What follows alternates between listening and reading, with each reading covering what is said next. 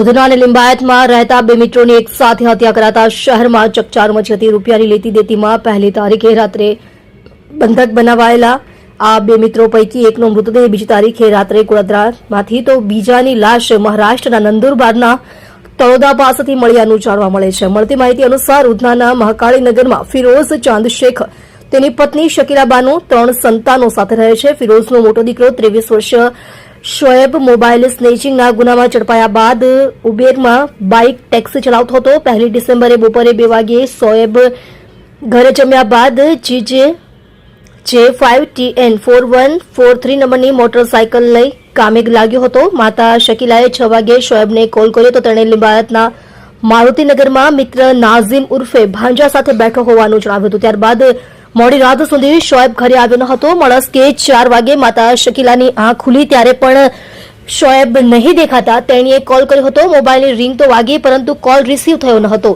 ચિંતાતુર બનેલી શકીલાએ શોએબના મિત્ર નાઝીમને કોલ કર્યો હતો. એક કોલ રિસીવ તો થયો પરંતુ કોઈએ વાત કરી ન હતી. જોકે થોડા સમય કોલ ચાલ્યો એમાં તેણીને ગાળાગાળી સંભળાઈ હતી. શકીલાએ મિત્રો અંદર મસ્તી કરતા હશે એવું વિચારી કોલ કટ કર્યો અને સૂઈ ગઈ હતી.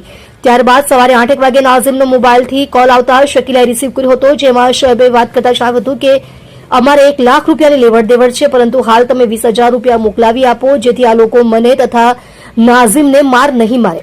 આ સાંભળી શકીલાએ પતિ ફિરોઝને ફોન આપી વાત કરવા કહ્યું હતું. ફિરોઝે પૈસા લઈ ક્યાં આવવાનું છે એમ પૂછ્યું, પરંતુ સામેથી જવાબ મળ્યો નહીં અને કોલ કટ કરી દેવાયો હતો. ત્યારબાદ શોએબ અને નાઝીમ બંનેના ફોન સ્વિચ ઓફ થઈ ગયા હતા. બીજી તારીખે બપોર સુધી શોએબ નહીં આવતા માતા પિતા તેને શોધવા નાઝીમ ઉર્ફે ભાંજાના લિંબાયત 7th ડે સ્કૂલની ગલીમાં આવેલા ઘરે પહોંચ્યા હતા.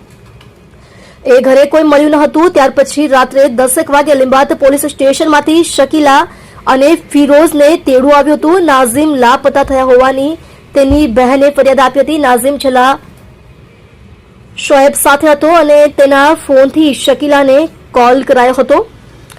તેઓને બોલાવાયા હતા. પોલીસ સ્ટેશન જઈ શકીલાએ તેનો દીકરો શોએબ પણ લાપતા હોવાનું જણાવ્યું હતું. શકીલા લિંબાયત પોલીસ મથકમાં જ હતી ત્યારે ગોળાદરા વિસ્તારમાં એક યુવકની લાશ મળ્યાનો મેસેજ આવ્યો હતો, જેથી તેઓ ગોળાદરામાં રાજન્સ ફેબ્રિઝો માર્કેટ પાછળ એસએમસીની ખુલ્લી જાડી ઝાકરાવાળી જગ્યામાં પહોંચ્યા હતા, જ્યાં પડેલા મૃતદેહ શોએબનો નીકળ્યો હતો. તેના આખા શરીર ઉપર ઈજા હતી. શોએબની લાશ મળતા તેની સાથે લાપતા થયેલા નાઝીમ ઉર્ફે ભાંજાની શોધખોળ કરાઈ હતી. રૂપિયાની લેતી દેતીમાં બંધક બનાવાયેલા બે મિત્રો પૈકી એકની હત્યા કરાઈ હોય, બીજાના માથે પણ જીવનું જોખમ ચાલતા પોલીસ તંત્ર કામે લાગ્યું હતું, જેમાં નંદુરબારના તળોદા પાસેથી નાઝીમનો મૃતદેહ મળી આવતા મામલો ડબલ મર્ડરનો બન્યો હતો.